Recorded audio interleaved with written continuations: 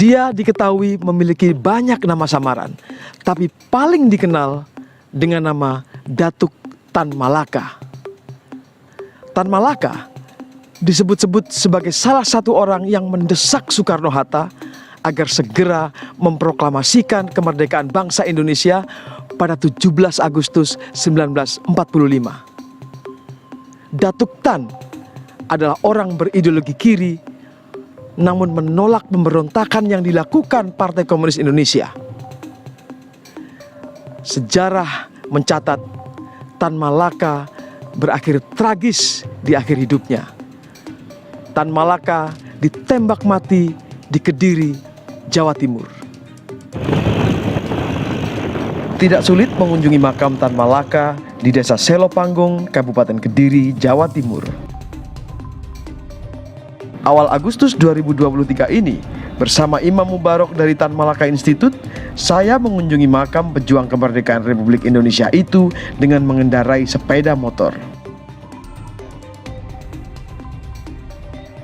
Makam itu terletak di lereng perbukitan di kawasan Gunung Wilis, sebelah barat kota Kediri.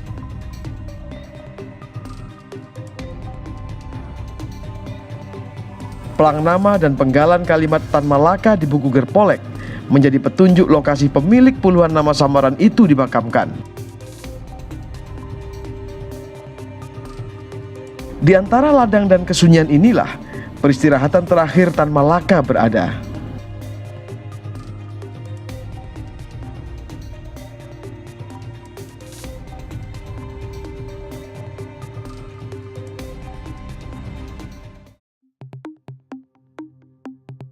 Imam Mubarok menceritakan, pada awalnya warga Selopanggung tidak menyangka makam tak bernama itu adalah makam pejuang besar Republik Indonesia, Tan Malaka. Saya pada waktu itu melakukan investigasi, ketemu namanya Pak Tolu. Tolu ini pada waktu kejadian di 21 Februari tahun 49, dia masih berusia kurang lebih 11 tahun. 11 tahun ya? 11 tahun. Jadi justru Pak Tolu lah yang lebih banyak memberikan semacam gambaran-gambaran peristiwa di kala itu setelah saya tunjukkan foto-foto Tan. Dari mana kok tiba-tiba muncul pemikiran jenazahnya atau peristiwa itu terjadi di Selopanggung? Kok ada saksi mata? Saksi mata itu ya memang rumah di situ, rumahnya Pak Tolu itu hanya beberapa rumah di situ dulu. Dan itu jadikan markas Brigadir Sikatan, ada di bawah Soekarno, ada Pak Sungkono, dan sebagainya. Wali Kota Surabaya kala itu dan sebagainya. Itu peristiwa itu diketahui oleh masyarakat. Tolu menceritakan bahwa saat itu Tan ditangkap, kemudian pasukan ini membakar buku-buku. Tan kelihatannya ya kan itu selalu tahu sendiri, Tan suka menulis, membawa buku dan sebagainya. Buku-buku Tan dibakar. Dia langsung ingat atau gimana? Ingat, dia langsung ingat. Dia membakar buku-buku Tan. Dan kemudian setelah itu dieksekusi. Ya, yang menarik dieksekusi itu dari cerita Tolu adalah bahwa dia dikubur 2 kali. Artinya dikubur setelah dieksekusi, kemudian untuk penyelamatan berikutnya agar tidak diketahui lagi dipindah ke makam yang ada di Selopanggung itu. Ketika masyarakat sekitar tahu bahwa ada sosok seperti Tan Malaka dimakamkan di sekitar mereka, gimana Mas? Ya masyarakat biasa aja, di sini sudah terbiasa lah. Artinya bukan apa-apa karena memang Kediri ini bagian sebuah cerita sejarah yang panjang. Ada berbagai peristiwa-peristiwa penting yang ada di Kediri dari masa ke masa dan sebagainya. Bahkan peristiwa besar kerajaan zaman dulu juga di Kediri juga biasa. Artinya kita bukan orang yang kagetan lah. Berarti ketika pose ke sini melihat itu kemudian berlanjut sampai tes DNA. Tes DNA. Dari tes DNA itu di 2009 memang kita sudah agak mundur ya, dari Maret kemudian sampai September. Itu mundur-mundur karena belum ada siapa yang bertanggung jawab nanti masalah ini pendanaan, karena pada waktu itu di era Menteri Sosialnya Pak Bakhtiar Hamzah ya. Bakhtiar Hamzah hingga pada saat pemindahan jasad di 2017 itu pun Kementerian Sosial di era Ibu Khofifah itu tidak juga diizinkan. Nah, yang menarik dalam tes DNA ini ada karena faktor di sana itu pH tanahnya mungkin ini ya, dari 13 item yang harusnya terpenuhi, 9 diantaranya menurut Pose dan juga tim ahli Pak Ibarsa dari keluarga itu menyatakan 9 itu mendekati. Terus posisi jenazah itu tetap sama seperti pemakaman Islam menghadap ke barat, tetapi yang menarik adalah tangan berada di belakang seperti diikat. Oke, berarti posisi jenazahnya seperti itu ya, Ya. tapi sudah tinggal tulang belulang. Nggak lah ya. tulang belulang tapi tangan di belakang terikat. Pasca tes DNA kemudian sempat dipindah ke Sumatera Barat. Jadi yang perlu diketahui bahwa karena Kementerian Sosial tidak mengizinkan untuk diangkat jenazahnya, ya, pada waktu itu hanya mengambil bagian tanah bagian atas. Bagian atasnya diambil. Tadi kan kalau kita lihat di sana makam itu tanahnya sudah nggak penuh lagi. Tanah itu diambil, kita bawa ke Sumatera Barat. Direktur Perkumpulan Pencinta Sejarah Begandring Surabaya, Kuncarsono Prasetyo menjelaskan hubungan yang unik antara Tan Malaka dan Jawa Timur. Di provinsi ini, dalam cita-cita Tan akan menjadi basis massa perlawanan terhadap penjajah yang ingin kembali menguasai Indonesia. Jawa Timur terutama Surabaya ini sebenarnya sejak dulu sejak awal gerakan kebangsaan ini dibangun itu adalah basis sosialisme. Jadi sejak periode 1912 ketika Cokro Aminoto menjadi ketua Syarikat Islam Surabaya, cabang Surabaya, gerakan di Surabaya ini sudah ke arah gerakan sosialisme. Jadi aktivitasnya banyak, mulai pemogokan, minta gaji naik, jam kerja dipotong segala macam itu sering dilakukan. Kenapa di Jawa Timur, terutama di Surabaya? Karena di Jawa Timur ini basisnya industri. Pemikiran Tan dimanapun dia berada di luar negeri, di dalam semua catatannya itu selalu menjadi adopsi gerakan orang-orang Jawa Timur, terutama Syarikat Islam yang kelak kemudian menjadi Partai Komunis. Setelah Syarikat Islam pecah itu, misalnya ketika melakukan pemogokan tahun 1926, Tan posisinya ada di Singapura. Dia mendengar bahwa Partai Komunis Indonesia akan melakukan pemogokan besar di Garut, dan Tan kemudian membuat buku namanya Aksi Massa. Syarat-syarat pemogokan. Jadi Tan itu konkret, teknis ya. Syarat-syarat pemogokan itu yang kemudian menjadi dasar bahwa orang mogok itu syaratnya harus seperti ini. Orang melakukan demo itu harusnya seperti ini. Itu yang mengadopsi cara-cara yang dilakukan di Jawa Timur ya. Ya, dan itu banyak dilakukan di Jawa Timur. Kenapa? Karena pemogokan banyak di Jawa Timur, pabrik-pabrik banyak di Jawa Timur, buruh-buruh perkebunan banyak di Jawa Timur. Pabrik gula 180 pabrik gula tahun 20-an itu 80% ada di Jawa Timur. Ketika 10 November terjadi, Ya. itu ceritanya gimana? Tanggal 13 dia sampai Jogja. Dia sebenarnya mendapatkan informasi tanggal 10 November, 13 November waktu itu. 10 November ada perang di Surabaya. Dia mendapatkan informasi itu di Jogja setelah sebelumnya dia ketemu Sumarsono, seorang pemimpin milisi namanya, militer bersenjata, militer sipil bersenjata dari Surabaya yang juga anggota Pesindo. Dia mendapatkan informasi Surabaya akan diserbu. Dia bahagia. Dia membaca catatan, anak-anak ideologiku saat ini sudah bergembira ria. Dia menghadapi musuh dengan melawan. Kemudian tanggal 13 dia datang ke Surabaya melalui kereta api. Dia didampingi 2 orang. Dia berhenti di stasiun Mojokerto. Jadi dia di Mojokerto, dia ketemu Kiai Haji Hasyim Asy'ari. Ketemu Mbah Hasyim dia di sana. Jam 9 malam sampai subuh. Dia membicarakan bagaimana seharusnya kita bersikap ketika Surabaya sudah digempur. Hasyim sudah mengambil sikap untuk mempertahankan melalui perang jihad, tetapi dia Tan harus membicarakan banyak hal setelah tidak lagi perang, karena kata Tan, perang ini adalah bagian dari aksi massa itu. Yang diomongkan ke Pak Hasyim adalah Haji Hasyim Asy'ari adalah setelah perang ini kita harus melakukan apa. Nah, yang unik kemudian tanggal 13 November ketika pasca diskusi dengan Hasyim, dia ternyata tidak bisa langsung ke Surabaya Karena dia ditahan sama PRI, Pemuda Republik Indonesia, karena Tan dianggap sebagai Tan palsu. Jadi Tan asli dianggap aspal. iya, dianggap aspal. Karena waktu itu ketika zaman Jepang banyak orang mengaku-ngaku Tan. Bayangkan, sosok yang populer, tulisannya banyak, dipuja-puja banyak orang, tidak ada orangnya, tidak pernah muncul orangnya. Sampai kemudian dia berkirim kawat kepada Johan Sarunsa yang ada di Surabaya, tolong Johan, anak buahmu, anak-anaknya Sumarsono ini menangkap saya di Mojokerto, tolong aku dibebaskan. Johan Sarunsa sampai datang ke Mojokerto untuk membebaskan Tan Malaka. Tapi Tan sampai ke Surabaya. Tanggal 14 November Tan di Surabaya.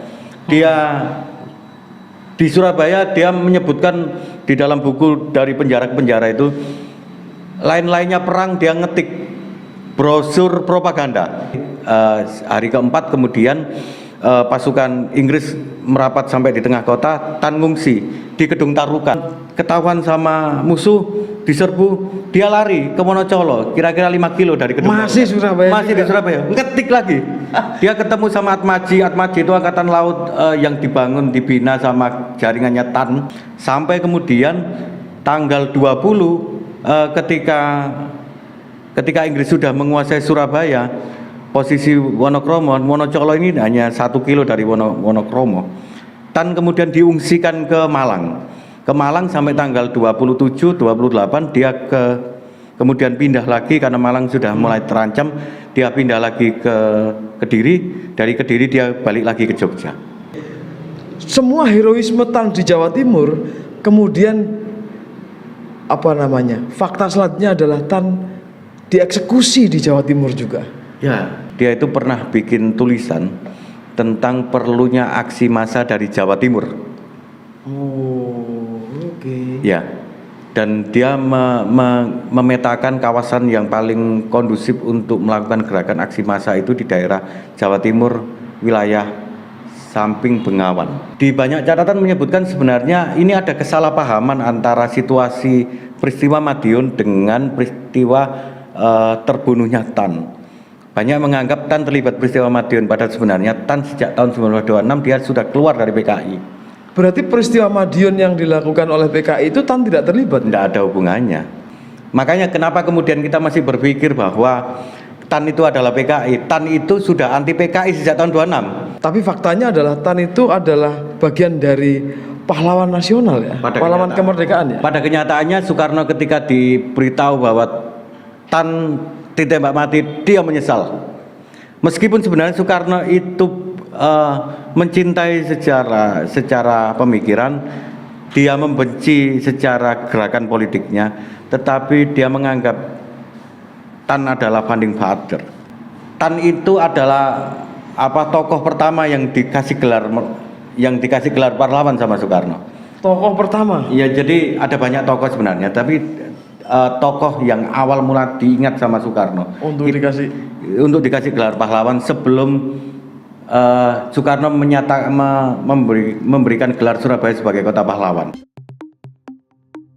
Airlangga Pribadi Kusman, pengajar di Departemen Politik Fakultas Ilmu Sosial dan Ilmu Politik Universitas Airlangga menilai dari sejarah hidup Tan Malaka menunjukkan betapa besar pengaruh tokoh ini pada para pendiri bangsa Indonesia. Karena itu, Tan seharusnya tidak semata-mata dicap sebagai tokoh kiri, namun justru Indonesia perlu melanjutkan perjuangannya. Tan Malaka ini adalah pejuang, tokoh pergerakan pahlawan Indonesia yang kalau kita lihat itu hidupnya itu dalam sepi, tapi pengaruhnya sangat besar bagi pergerakan Indonesia dan kemerdekaan Indonesia. Beliau sebagai Ketua Sarekat Islam Semarang itu kemudian membangun yang namanya sekolah rakyat pertama. Jadi pada waktu itu sekolah-sekolah yang dibangun oleh Belanda itu hanya kalangan-kalangan terbatas ya, kalangan aristokrat, dan Tan Malaka ini memiliki inisiatif kaum-kaum buruh, kaum-kaum miskin, anak-anaknya masuk nggak boleh sekolah. Nah, beliau kemudian membuat sekolah rakyat itu dan mengajarkan kesadaran kebangsaan, kesadaran politik, kesadaran untuk merdeka, untuk lepas dari belenggu penjajahan, dan juga ilmu-ilmu yang penting bagi kehidupan anak-anak kaum-kaum buruh dan kaum-kaum miskin saat itu gitu. Juga kemudian pandangan-pandangan dan gagasan-gagasan pikiran-pikirannya itu luar biasa. Misalnya pada tahun 1921 beliau sudah menulis, sudah membayangkan nanti itu Indonesia merdeka. Padahal waktu 21. Sementara sebagian besar itu masih menganggap bahwa Indonesia sebagai negeri jajahan itu ya memang sudah kodratnya seperti itu gitu kan. Misalnya ada yang bilang bahwa yang penting itu Belanda memperlakukan kita sebagai warga yang diberi kesejahteraannya gitu kan. Bagian dari politik etis. Nah, Tan Malaka itu membongkar itu semua dengan mengutarakan bahwa kita ini merdeka, bukan hanya merdeka, sudah melampaui itu. Kalau kita merdeka, kita juga membangun namanya demokrasi. Nah, bukan hanya itu. Pada saat era demokrasi beliau bilang hati-hati kalau ke depan kita merdeka. Karena dalam mekanisme demokrasi, mereka yang para elit itu yang berasal dari rakyat dan terpilih melalui pemilu. Ketika mereka menjadi elit, mereka akan membangun pagar dari rakyatnya. Dan kemudian kepentingan mereka itu hanyalah kepentingan elit-elit saja dan melupakan kepentingan dari warga yang memilihnya. Nah, itu kan kalau sekarang itu fenomena yang disebut oligarki. Nah, itu Tan Malaka sudah memahami akan terjadi kemungkinan politik seperti itu. Ngeri perlawanan oligarki di zaman itu iya, ya. di zaman ngeri, udah bisa prediksi ke depan. Kita menghadapi bukan hanya bahwa Indonesia harus merdeka saat ini juga sebagai agenda politik, tapi kita akan menghadapi kompleksitas politik setelah kemerdekaan. Itu sudah dibayangkan oleh Tan Malaka. Lah kemudian teksnya beliau namanya judulnya Masa Aksi, dibaca oleh seluruh tokoh-tokoh pergerakan, aktivis pergerakan, dan menginspirasi W.R. Supratman dalam menggubah lagu Indonesia Raya. Ini ngeri nih orang ini. Memang beliau sering berdiskusi dan berdebat juga gitu kan, dengan Bung Hatta, dengan Syahrir, dengan Soekarno, benturan. Tapi Bung Karno ini juga menarik. Dalam artian beliau sering bersih tegang dengan Tan Malaka, tapi beliau ini kagum dengan Tan Malaka. Jadi kalau dalam setiap kursus politik yang kemudian dibuat oleh Bung Karno, dalam tasnya itu selalu ada buku tentang Narda Republik Indonesia. Jadi orang ini jadi referensi ya. Referensi. Lalu kenapa kemudian sosok yang heroik semacam ini kemudian tiba-tiba harus dikenang, bahkan ada upaya untuk dihapus dalam sejarah? Ini kan sebetulnya sebagai proyeksi politik yang muncul sebetulnya sejak era Orde Baru ya, Orde Soeharto gitu kan, di mana segala hal yang menyangkut demokrasi, perspektif kiri, Marxisme, semuanya kemudian dianggap sebagai sesuatu yang tidak Indonesia, tidak Pancasilais, gitu kan. Semua dianggap tidak bertuhan. Semua dianggap tidak bertuhan. Padahal hampir seluruh tokoh pergerakan Indonesia dipengaruhi Marxis. Maksudnya gimana tuh? Maksudnya itu bahwa semua tokoh pergerakan ini melihat problem Indonesia ini, penjajahan ini oleh Belanda karena problem kapitalisme. Dan pada waktu itu ilmu yang paling tajam dalam membaca, melihat penindasan kapitalisme, imperialisme itu dalam wacana atau gagasan pengetahuan Marxisme. Gitu. Sebut siapa aja itu dipengaruhi dan membaca Marxis. Mulai dari Cokroaminoto, Bung Karno, Bung Hatta, Syahrir, Tan Malaka, semua Agus Salim. Jadi bahkan Syahrir itu pernah bilang bahwa kalau kita lihat pergerakan Indonesia, semua tokoh pergerakan Indonesia itu bisa disebut sebagai kaum kiri. Tidak semua kiri adalah PKI. Iya. Tidak semua komunis adalah PKI. PKI gitu ya? iya betul. Apalagi juga kemudian tidak semuanya komunis Marxis itu tidak bertuhan. Enggak seperti itu juga. Iya kan? Kalau kita melihat bahwa Tan Malaka itu salah satu ilustrasi konteks internasional. Pada saat beliau itu tampil sebagai salah satu delegasi Indonesia dalam Komintern 1920 1921 saya lupa. Itu beliau menawarkan dan berdebat dengan tokoh-tokoh Marxis komunis pada waktu itu tentang persatuan antara pan-islamisme dan gerakan-gerakan Marxisme komunisme. Karena mereka ditawarkan karena beliau melihat bahwa semua memiliki agenda yang bisa disambungkan, yaitu melawan imperialisme. Artinya kita memiliki PR besar untuk Marxisme kan nggak boleh di Indonesia, Mas. Ya itulah gini loh, kita ngelihatnya itu kan bahwa bagaimana kita melihat bahwa sesuatu itu memiliki kontribusi baik, manfaat atau mudarat kalau kita nggak belajar ilmunya kan begitu, gitu kan. Gimana kita tahu ketika sesuatu itu dilarang tanpa kita paham? Loh, padahal kita negara demokrasi.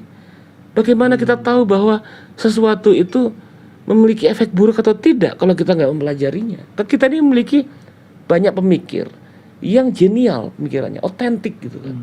Nggak sekedar copy paste atau mencaplok Yang pandangan sudah Marx ada. itu yang sudah ada. Okay. Tapi dia melihat ini kondisi real Indonesia seperti apa. Gitu kan. Kalau kondisi seperti ini berarti harus beda pembacaannya kan kayak gitu.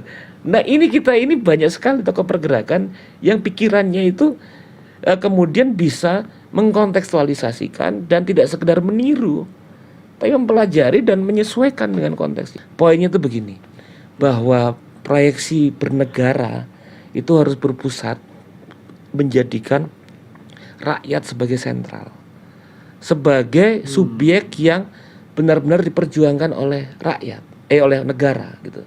Jadi bukan menempatkan capital gitu kan, modal sebagai pusat. Yang terjadi pasca reformasi dan juga sejak era Soeharto itu kan sebetulnya modal dan kapital itu dijadikan sebagai pusat dan rakyat itu disesuaikan dengan kepentingan itu. Bisa nggak kira-kira Indonesia menuju titik yang seperti dicita-citakan Tan Malaka dan founding fathers yang lain? Iya, sangat bisa menurut saya. Tinggal bagaimana kita memperlakukan generasi muda kita, Gen Z ini, gitu. Kalau saya melihat, saya agak berbeda dengan banyak kalangan-kalangan yang sudah oldies lah ya. Kita ini kan oldies ya. Kita ini kan nganggap diri kita ini tahu gitu, dan memandang Gen Z, generasi muda ini nggak tahu, dan kita menganggap bahwa mereka ini sudah nggak lagi Indonesia, sudah nggak Pancasilais. Enggak sebetulnya. Setiap generasi itu punya semangat zamannya. Jangan-jangan kita yang harus belajar dari mereka. Kalau misalnya kita ngelihat Gen Z ini, mereka dalam interaksinya itu ternyata lebih egaliter dengan yang lain. Lebih membangun hubungan yang misalnya dalam banyak hal berani dari era sosmed itu untuk ngobrol dengan kalangan-kalangan di luar negeri misalnya. Jangan-jangan kita belajar berpancasila itu dari generasi muda ini. Jangan-jangan Gen Z ini lebih Tan Malaka dari kita-kita yang sudah membaca bukunya. Dari para pendiri republik ini gitu.